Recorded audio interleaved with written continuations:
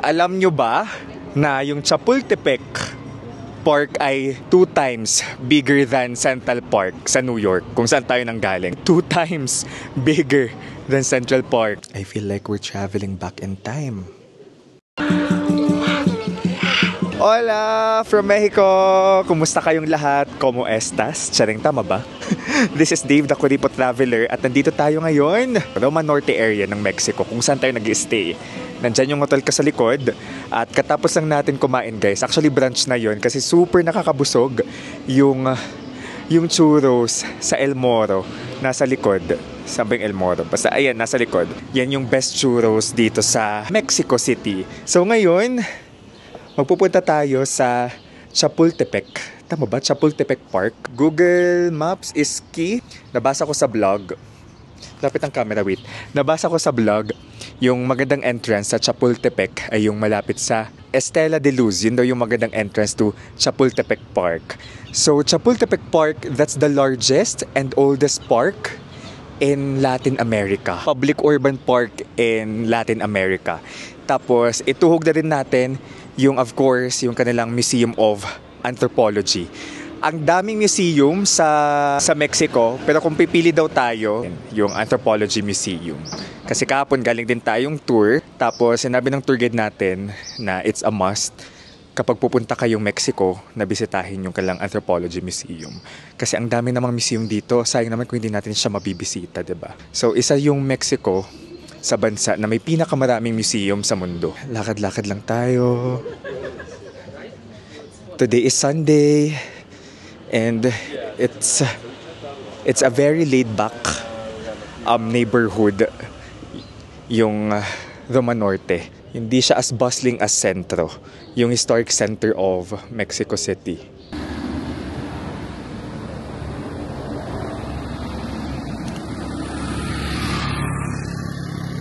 Magto-travel kayo in Mexico, in the Philippines, or anywhere else in the world, you can book your activities, tours, hotels, travel items such as eSIM via Klook, and just may promo code DVGinoKlook para maka-discount kayo. For hotels naman, pwede din kayo mag-book sa Agoda. So you can use my code. Ang ganda ng mga damit dito.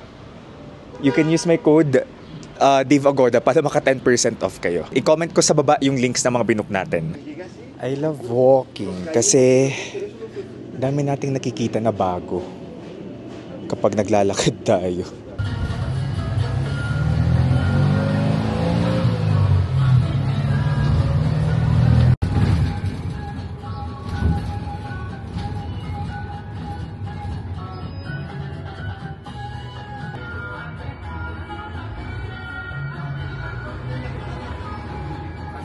Share ko lang, nakasakay tayo sa mabait na driver. Sa mabait na bus driver dito sa Mexico. Thank you! Guys, dito ko sa Mexico, mas nare-realize talaga yung kabaitan ng tao. Alam nyo, pumasok tayo sa bus, knowing na okay lang yung coin. Narealize ko, ubos na yung laman ng MetroCard ko. Tapos akala ko kasi yung sasakyan nating station or stop ay pwedeng magpa-load ng card. Kaso wala. So, pagpasok ko, tinanong tayo kung meron tayong, syempre in Spanish, medyo nagigets ko na lang siya. Tinanong tayo kung may card tayo. Sabi ko, oh no, I don't have. Pero naglabas ako ng coin. Sabi ko, but I have 5 Mexican pesos. Kasi 5 Mexican pesos naman yung pamasahe. Tapos sabi niya, wag na daw. Pero in Spanish, wag na daw, okay lang. Hindi sila accept ng cash, only card. Sitting pretty lang tayo. Tinawag tayo ng driver, sabi niya, okay, dito na baba mo. Doon papunta sa park. Nakakatuwa lang yung kabaitan ng Mexicans na libre pa tayo ng pamasahe. Siguro yung mga taong ito ay papunta din sa Chapultepec Park. It's a Sunday, family day. Nabasa ko actually, guys, pag magpupunta kayo sa Anthropology Museum, huwag nyo gawing Sunday kasi sobrang dami daw ng tao dahil free yung museum every Sunday sa mga locals. Tingnan natin mamaya kung gaano karaming tao. Pero isa yun sa mga goal kong puntahan today. Before tayo magpunta ng park, may mga pang souvenir dito. Iba-iba lang. May mga bracelet, keychains, ref magnet. Tapos ito may pagkain, street food. Ayan. Ganito ang vibe. Tacos. Ayan na yung monument. Estela de Luz Monument. Recommended na dito daw tayo banda pumasok. Papuntang park. Amoy marijuana. Kasi legal yung marijuana dito. May mga nagsisigarilyo ng marijuana. Legal yan sa atin na. Grabe po yung muscles ni Kuya. Wild. Charing. Ay, ito cool. Parang may coach sila.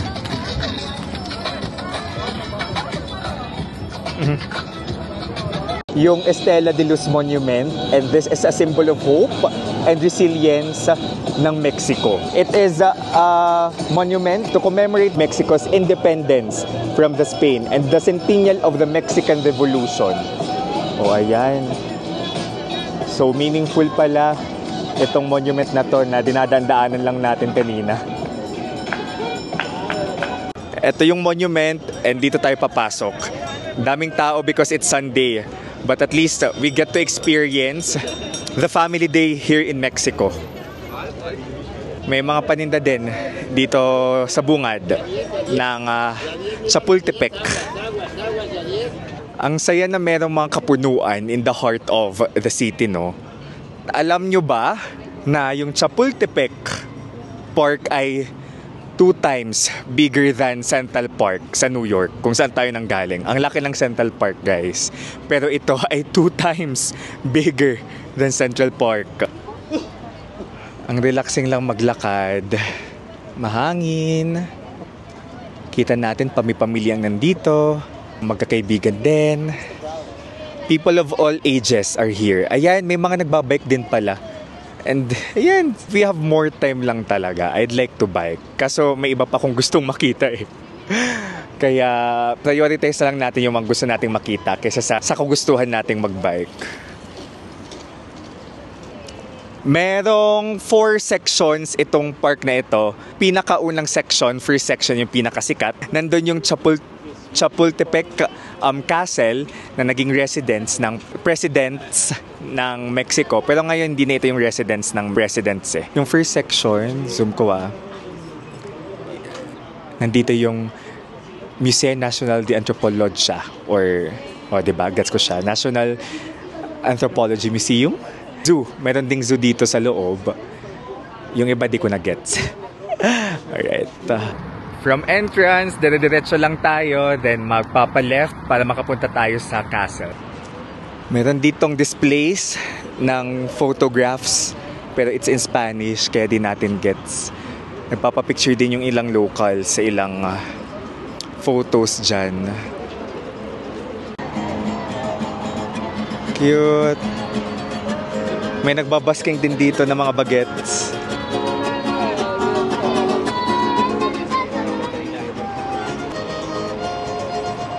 May makikita tayong monument dito na bungad sa entrance. And ito yung tinatawag na Altar a la Patria. Altar a la Patria. Tapos may nakasulat dyan na, A los Defensores de la Patria. And it translates to the Defenders of the Homeland. So itinayo itong monument to commemorate the Niños Heroes, mga teenager na mga bayani who fought and were killed during the American War, Mexican-American War in the 1800s. So tinatawag din pala yung na Battle of Chapultepec, one of the last major battles of the Mexican-American War, 1847 to be exact. Habang binabasa ko actually yung history, kinikilabutan ako kasi walang kabataan, walang teenager na deserve lumaban sa anumang gera, mamatay at a young age. Dito tayo sa left. Around 10 to 14 minute walk papunta sa castle. Yun ang goal nating mapuntahan.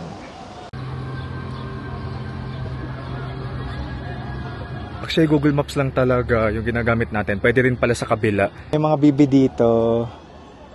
Tapos may mga duyan-duyan. Maliliit na circular duyan. Mga store dito, kung saan kayo pwede bumili ng snacks, if gutom na kayo. Ice cream.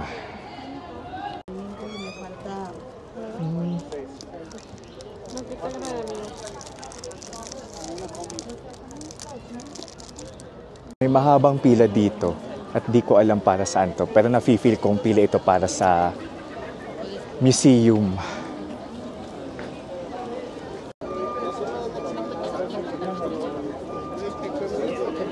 Para saan kayong pila na to?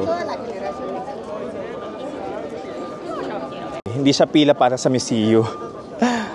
Pila siya para sa castle, guys. Sunday, mahabang pila. It's 1:40. So naisip ko i-prioritize yung National Museum of Anthropology. Pwede naman tayong pumila dyan mamaya. Anthropology Museum yung priority natin ngayon. Yung pila na yan ay papunta sa... Kita ba yung pila? Papunta yan sa Chapultepec Castle. Ang laki ng chicharon. Ito yung na-appreciate ko sa solo trips, guys. Kasi kung may change of plans man tayo, lalo na kasi ako yung tipong very spontaneous sa person, edi okay lang. Kasi mag-isa lang ako. Hawak ko talaga yung oras ko. Minsan kasi nahiya ako sa mga kasama ko, lalo na kasi I take time in particular spots. Tinanong ko yung friend ko, si Mika, nung nasa Coron kami, how does it feel, Mix, na may kasama kang tulad ko na vlog ng vlog? Sabi niya, okay lang naman, oo.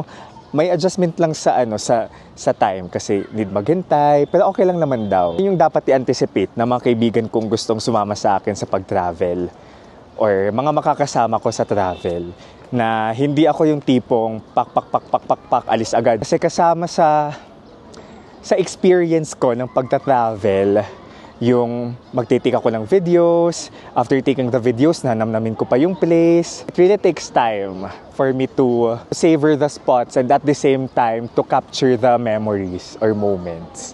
Parang may toilet din dito. Ayan, no? Zona Wi-Fi. So may Wi-Fi dito. Yung Anthropology Museum, parang kabilang side siya ng castle.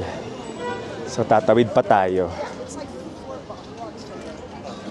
Kung gusto yung mag-rent ng bike, I think pwede mag-tap ng card dyan. Metro card. Hold your card here to unlock.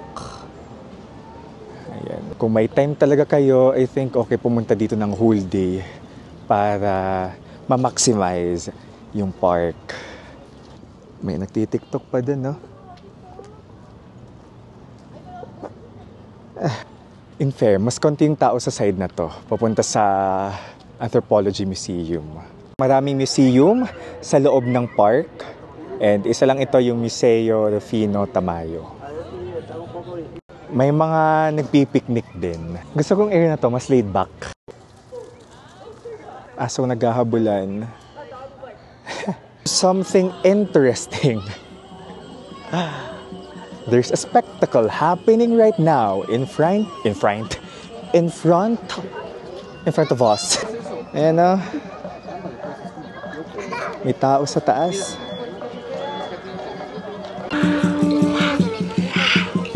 Yung tunog na yan ay galing sa mga instruments. Mukha lang may mga ibon na wild or mga animal na wild. Pero these are instruments.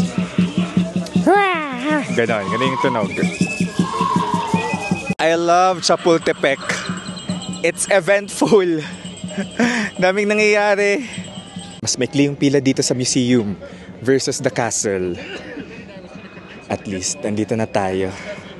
Ayon sa nabasa ko, libre ito para sa mga locals on Sunday. So, Sunday talaga tayo pumunta, nakipagsabayan. Pasok na tayo. May security check muna. So, ito yung may largest collection ng artifacts, remains from the Aztec at kung ano-ano pa from the Mexican history. Ate Mia, nakakatuwa kasi kasama natin siya sa tour kahapon sa Teotihuacan. Tapos ngayon nandito tayo sa Archaeological Museum. Anthropological rather. Born in Manila. Yes. Tapos age 10, immigrated sa Southern California. Pero marunong siyang mag-Tagalog. Marunong Yes. Serendipity. Nakita ulit tayo dito from the tour kahapon. Places. Nakapasok na tayo, guys, sa Teotihuacan. You're younger than me, so your eyesight. Yes. Grabe yung tour kahapon, no? Very informative. Main temple doon, it's called the Pyramid of the Moon, a place for worshiping a goddess. Napupuntahan natin ngayon. Dito siya sa Teotihuacan. The pyramids we saw yesterday. So yung moon is dedicated for the goddess. Yung sun, it's for a god. Grabe. It's from the site, they put it into the museum. Oh, from the temples? Wow. What color? Yeah. So these are from the temples, guys. Teotihuacan. This is so cool. Hey, hello. Nice to meet you, Dave. Yeah. Out of all places. Tayo. This is the goddess. Wait, babasahin ko siya. Chalchotilque. Hindi ko sure kung tama yung basa ko. Pero wow, ito na yun siya. Interesting. So recap lang guys, kung hindi nyo napanood yung vlog natin kahapon. Ay yung vlog natin from the Teotihuacan tour. Yung Teotihuacan na mga temples or known as pyramids, pero hindi naman pyramids, walang nakakaalam kung sino yung nag-build, kung sinong mga nanirahan sa temples or sa area na yon, sa city na yon. One thing is for sure, may nanirahan sa Teotihuacan. May ibang nagsasabing it's from Aztec Empire or from Mayan Empire, but no, hindi sila from those era. Libre yung locker, walang bayad. So which is very nice. So this is a huge model of the temples. Tawagin siyang temples, okay? Kasi hindi daw siya pyramid, sabi nung tour guide natin. Grabe, ito kita na natin yung goddess. Kahapon, kinikwento lang to ng tour guide natin na sinasamba, inaalayan, pero now we're here. Grabe yung humans, di ba? Sa sinaunang panahon. It's stunning. Itong structure na to. Grabe, tingnan nyo yung details, so. Wala ding nakakaalam kung kailan ito ginawa. So may color siya. It's color, kita natin color red, green. Grabe yung na-preserve nila yung kulay. Tapos walang nakakaalam, ilang siglo na to or century. Pero nauna to sa Mayan and Aztec empires or civilization. Recap, yung Aztec civilization, yan yung civilization before sakupin ng Spanish, yung Mexico, noong 1500s. Mayan civilization naman, mas nauna sila sa mga Aztec. Ay, may pogi. Basta, yan yung civilization na mas matanda kaysa sa Aztec. Pasok tayo dito. Nako, naka-Spanish yung yung mga description. Pero siguro, ito yung mga walls na nasa Teotihuacan, no? Ito yung mga actual na gather siguro. Mga ceramics. Grabe. I feel like we're traveling back in time. Wow. Ang perfect, guys, na nauna yung tour natin. Mas okay ako doon na nauna yung tour natin versus itong Anthropology Museum. Kasi before tayo pumunta dito, at least, may background na tayo sa Teotihuacan. May knowledge na tayo. Mas na-appreciate natin yung mga nakikita natin ngayon. Ito.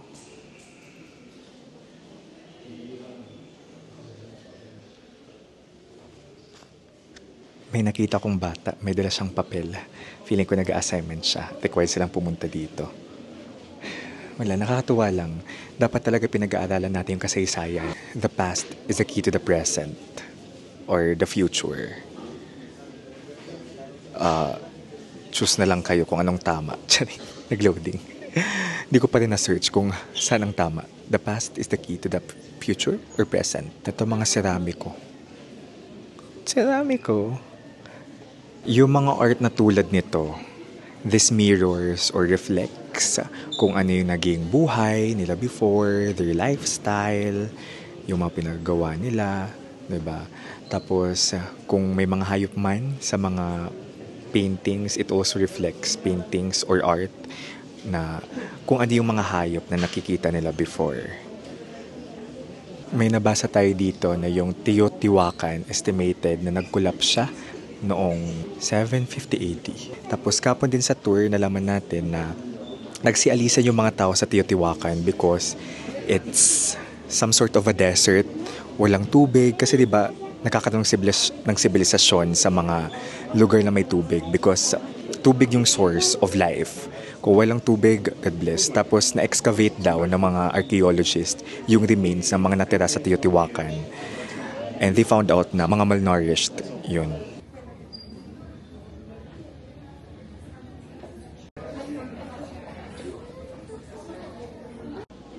May illustration dito kung paano ginawa yung city. Ayan. I believe this is their jewelry. The designs of their ceramics are intricate. Oh. Aztecs named the city Teotihuacan, which means the city of the gods, because they don't know who made this one. So, may assumption na it's a city made by the gods, Teotihuacan. Other part na tayo ng museum, guys. And grabe, yung mga artifacts na nandito, remains, very well preserved.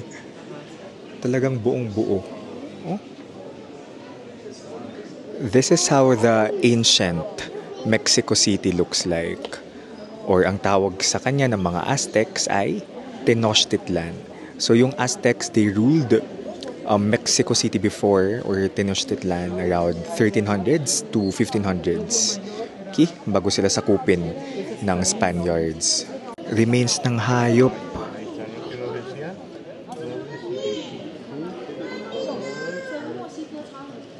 We made it to the Stone of the Sun. Ito siya. Isa ito sa mga highlights, if not the highlight of the museum. It was discovered in December 1790 sa Plaza Mayor of the capital of New Spain.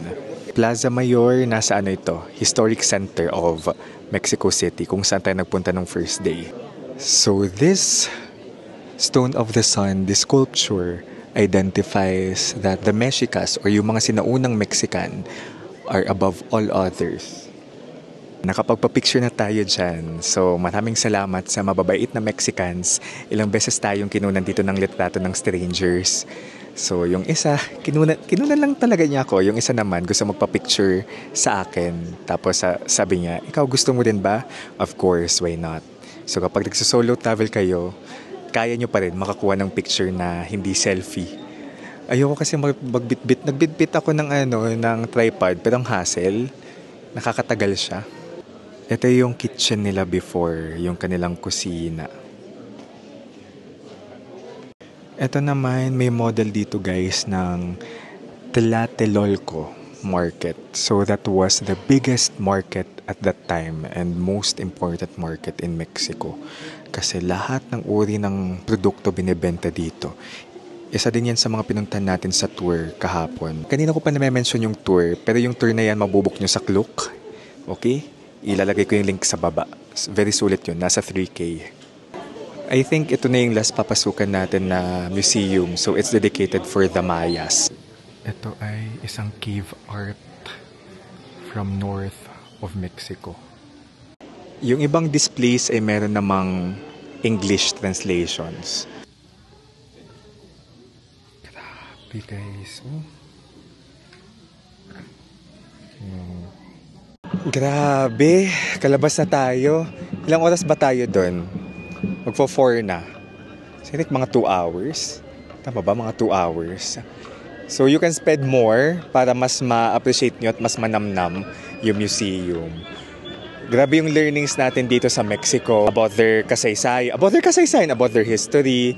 Tapos we actually saw, like in person, yung mga remains from the Aztec period, from the Maya period or era. Nakakatuwa na museums like this exist, tapos free siya sa mga locals. Actually, na-encourage ako na mas mag-explore pa in the Philippines to discover more about our history. Mayaman din tayo sa kasaysayan at kultura, diba? Just like Mexico.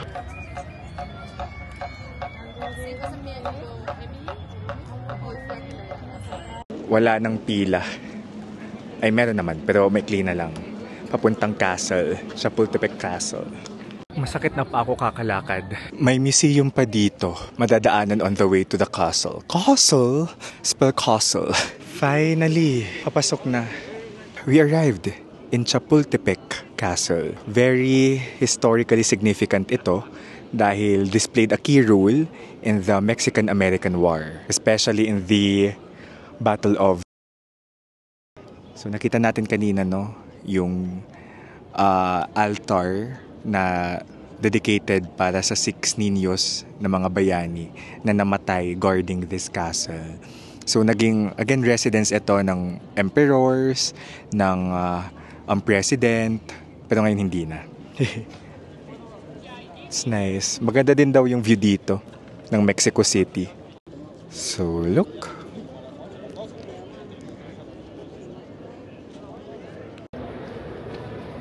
Look, may mural sa taas. Wow. This mural daw, guys, depicts the Mexican Revolution. Image ng shell na yan as if it's pleading to us, shaming us to join the revolution. Grabe yung mga mural dito sa Mexico.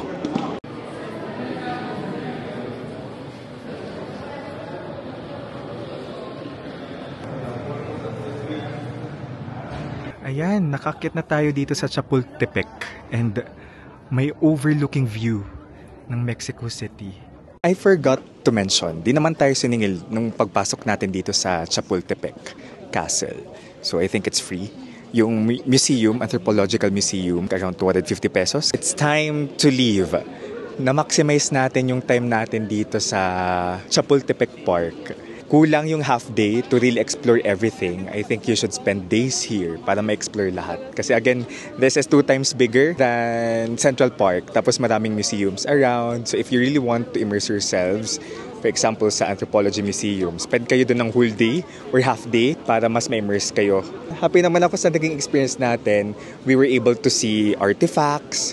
Again, it feels like we really traveled back in time. Masaya ako na nagawa ko ito dito sa Mexico, which is very rich in culture and history. What's your favorite part of the trip? Sharing.